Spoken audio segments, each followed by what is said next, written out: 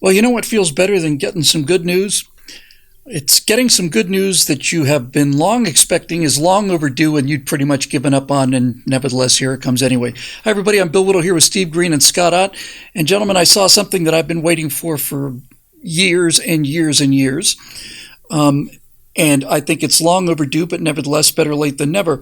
160 flag officers, all retired, these would be generals and admirals of the United States military, have written a letter to Congress explaining in a very succinct fashion why these DEI, diversity, equity, and inclusion things need to be removed from the military immediately and without any nonsense. It just got to go.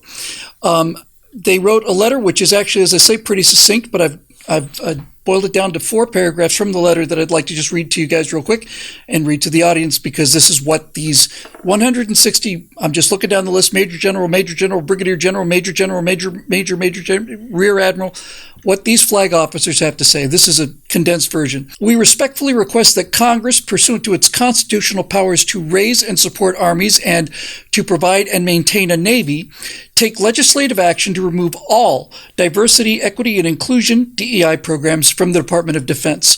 Additionally, we ask that you ensure that no DEI-related policies, programs, and funding are included in the 2024 National Defense Authorization Act.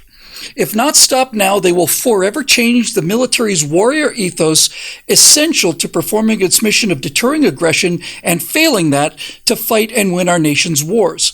Our military must be laser focused on one mission: readiness, undiminished by the culture war engulfing our country. This one is the one that really nails it. Meritocracy is essential for winning.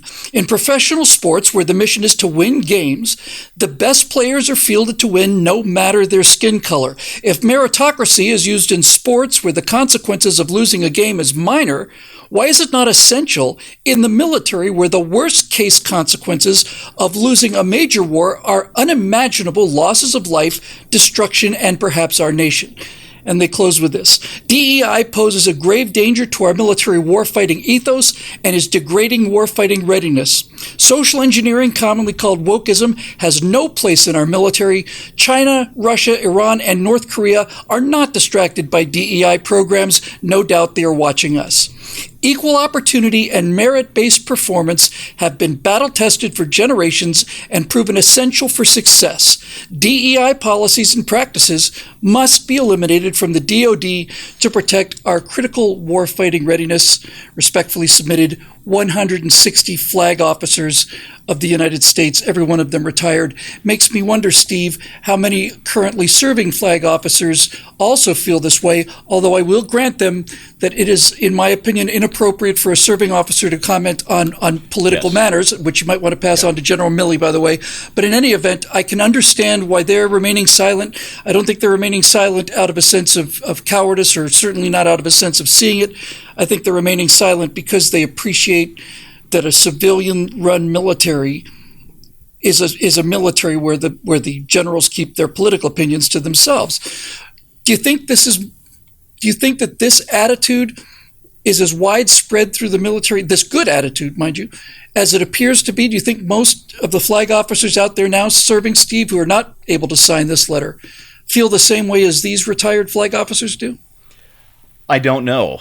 There was such a purge of conservative officers under Barack Obama that I don't know how many are left in the military, whether it's Army, Air Force, Navy, or Marines, or now the Space Force. Obama really did a number to our officer corps, and that's how the woke stuff and the DEI stuff got in the first place. Is the people who were supposed to be protecting the military against it were embracing it instead. My real hope lies with the enlisted men who, to put this in military speak, when they're required to attend one of these re-education sessions or whatever they're called, are whenever the instructor has his back turned or doing this gesture. I've got a lot more faith in our enlisted folks right now than I do in our officers, and that's our saving grace. Actually, we have 2 saving graces. There's a wonderful book. It's one of my favorite fictional war novels ever written. It's called Red Army. It's written by Ralph Peters at the tail end of the Cold War. And he took Tom Clancy and kind of turned it on his head in a couple of ways. Ralph Peters writes a lot about military stuff, but he's much closer to literature than to techno thriller. He's just a very, very talented writer in that way. And Red Army is World War III in Europe, the battle for Germany, and it's told entirely from the perspective of Soviet characters. There is not a Westerner to be seen in this book. It's very well done.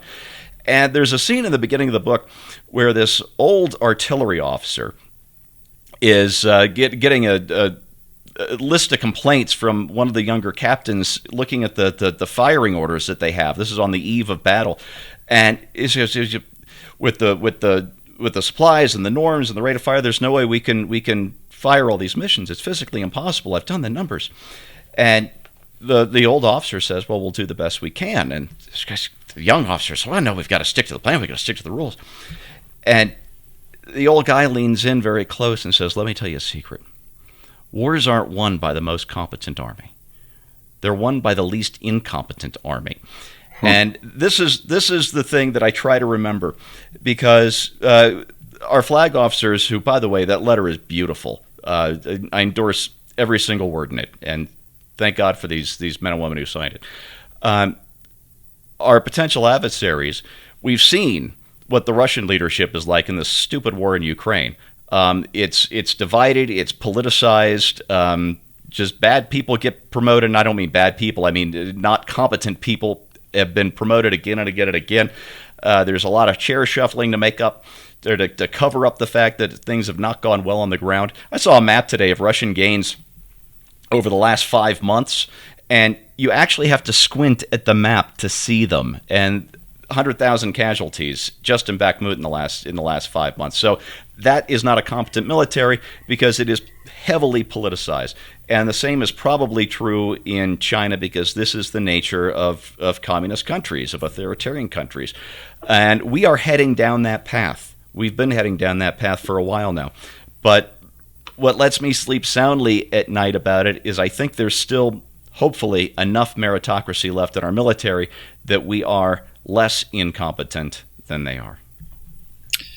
Scott, when you see something like this, it's basically 160 of the top ranking officers. I mean, this is 160 flag officers that would be general and admiral above. The number of field officers, colonels, majors, and so on, this list would be tens of thousands of names long. If anyone had been saying this about any other subject, if they had written that we are deeply concerned about Donald Trump or something, this would be national news. We'd never hear the end of it. We're deeply concerned about Americans owning guns and so on. Anything like that. This thing was completely buried. But the thing that concerns me the most, Scott, is that I've always felt that the United States military was the best defense of our country, not just externally, but internally as well, because as a societal segment, it seems to me that they, by far, are carrying the torch of a belief in freedom, that liberty is worth dying for, that all of these foundational principles matter. They take an oath to defend the Constitution of the United States of America. They usually have some idea what that means. And yet you see now the new advertisement for recruiting. There's a famous one with the Army, that animated one about this woman who had two moms, and they were both out there in the street protesting, and that's why I'm a Patriot missile officer. And the Navy recently used one to use a drag queen who's on one of our active duty vessels as a means of recruiting people. And I want to say to myself, Scott, who are you trying to recruit with this? And how many people are you actually getting? Well, I know that the military has had they always have recruiting challenges, especially if you're in a time where, there's no military draft. It's an all-volunteer army. And depending on what's going on in the world, it may be more or less difficult to recruit somebody. It's a big ask to have somebody sign up to put their life on the line. And in fact, I just saw a video produced by a British news source, but it was about an American military program, because of the challenge to meet recruiting numbers, one of the things that knocks out a lot of potential recruits, or two things actually. Number one is they don't meet the minimum fitness standards to get into the military. Yep. And number two is they don't meet the minimum educational standards to get into the military. And so the military has actually set up at a particular fort, they have this whole program. It's a preparatory program that's basically designed to get you ready for boot camp. And one set of soldiers is going through this process of basically getting in shape. So they're losing weight, and so all day long they come out and they do exercise. They are served very nutritious meals. And I actually like the way they do it. In the cafeteria, you have a choice of what to eat, and they mark the different kinds of foods with green, yellow, or red placards, depending on their nutritional value to you. And so you can choose anything you want. It's actually against Army rules to force you to pick a particular diet. So you can actually choose your diet. They're helping them develop the ability to choose well. Anyway, so these people go out and bust their butts and lose weight and then go to boot camp. And there's another branch of that group that is trying to get people intellectually prepared so that they can pass the basic test to get into boot camp. I'm all for that.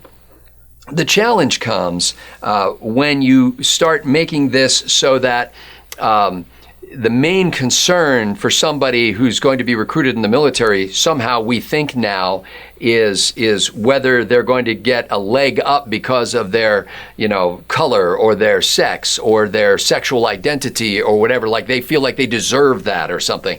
And I don't think most people who want to sign up for the military are thinking that way, no matter what their color or sex is. In fact, as a percentage of women in the military, black women are like 28, 29%. So they're way out of proportion to their numbers in the population. It's not as high for black men, but they're still out of proportion. Latinos are a very high percentage of them serving in the U.S. military. And I think we insult all of them when we make this, have preferential programs that are designed to move people into positions that their merit does not qualify them for. And that it's not only a danger to national security, but it's an insult to the soldier or the Marine or the seaman. I mean, these are people who are willing to risk their lives, and they didn't come there for diversity training. So I hope that some of these generals are listened to. I know immediately, I just know the left, and I know the people who are on this side. They will immediately say, well, 160 is nothing compared to the number of living flag officers, retired flag officers out there. So, this is just a small proportion of these people, the bigots, mind you, the small-minded ones who have written this letter. But I think we need to have at least an open debate about that idea of a military that provides equal opportunity and performance and ascent through the rank based on merit. Now, if there's overt discrimination or covert discrimination, frankly, in the military, if they are doing something to restrain people of a sex or a color or whatever from advancement, that's a problem. And that should be taken care of by a normal process of procedures and policies and justice, but not through this thing where we feel like we're going to give you a leg up because we don't think you can handle it without that. I hope that they listen to these people. I doubt that they will. The first thing that happens to people when they're inducted into the military is, and the first thing that happens to them in boot camp, is they all have their heads shaved. And the reason they do that primarily is to remind them that they are no longer individuals, that they are now simply part of this particular platoon or whatever the case may be. And that destruction of their individual identity is a huge part of this. But what it essentially does is it does level the playing field. The military traditionally has seen one color, and that's green. That's it. That's who we are. And when I think about things like Operation Bolo, the greatest single day in the history of the United States Air Force, this operation was planned by the all-time greatest fighter pilot who ever lived, named Robin Olds, and his whose buddy, who was also one of the all-time greater fighter pilots who ever lived, a guy named Chappie James, who was the first black man to become a major general in the United States Armed Forces. And when these two guys, Robin Olds and Chappie James, were working together planning Bolo, they spent so much time working together that their friends called them Black Man and Robin. And this is why I never heard that. This is why Operation Bolo, as one single example, was so spectacularly successful, was because they were taking the best ideas from the best people and applying them in a disciplined fashion, and that's why we end up with the military that we used to have. I don't see any possible justification for filling an arbitrary number with people who don't want to be there or who don't love this country. I can work with, if I was in charge of recruiting, I could work with them if their brains aren't up to speed. I could work with them if their muscles aren't up to speed. I want to know where their hearts are. That's what I want to know. If their hearts are in the right place, then we will find a way to make these people capable and competent and confident and patriotic members of the most lethal military in the history of the world. But look, if I had a choice between, we are so badly understaffed in the Navy as one example. We need so many more ships than we actually have. But if I had a choice of either inflating the numbers needed to run a 400 ship Navy, or get the people who really wanted to be there and love this country into a 200 ship Navy, I'd rather have a smaller number of lethal units than a larger number of essentially combat ineffective ones. It's just that simple. Targets. Yes, yeah. Exactly. And they just consume resources and they slow down the warfighters. There is no greater meritocracy than combat. This goes back to the Civil War. When your life has been saved, if you could be the biggest bigot you want to in the Union Army, and when you see the 54th Massachusetts going into battle, and these men from that unit come back out, they're not black people anymore, and they're certainly not N-words. They're guys who took bullets that were meant for you, and the only antidote to prejudice is excellence. It's always been that way. It will always be that way. And just the fact that this letter finally arrived is encouraging to me, because the silence on the part of military officers, especially the silence on the part of former FBI agents, former CIA agents, former IRS agents, people who had that job and did those jobs with honor and integrity, watching their organizations become corrupted and not saying anything, that is not the kind of cap you want on a career that's been performed honorably and with the gratitude of the nation. If you see these kind of things destroying the institutions that you work for, you have an obligation to speak up about it. And the best way to do it is to get together and put together a list of the PDF for this letter is 6 pages long. And I thought, man, it's going to be a complicated letter. The letter is about a page and a half. And the other 4.5 pages are the signatures of the flag officers who've dedicated their lives to this country, endorsing this idea that we had better get rid of this very quickly, because if we don't, it's going to be a much more effective way to defang our military than any number of Chinese surface-to-air missiles or Russian torpedoes or anything else like that. Let's keep it what it is. Let's keep it the fundamental bastion of American pride and competence and patriotism, and more important than the weapons they wield are the values that they hold. And if we can't count on them anymore, then we are in very, very, very serious trouble. And I don't suspect that we are in that kind of trouble for a minute. For Steve Green and Scott Ott, I'm Bill Whittle. Thanks for joining us, and we'll see you next time right here on Right Angle.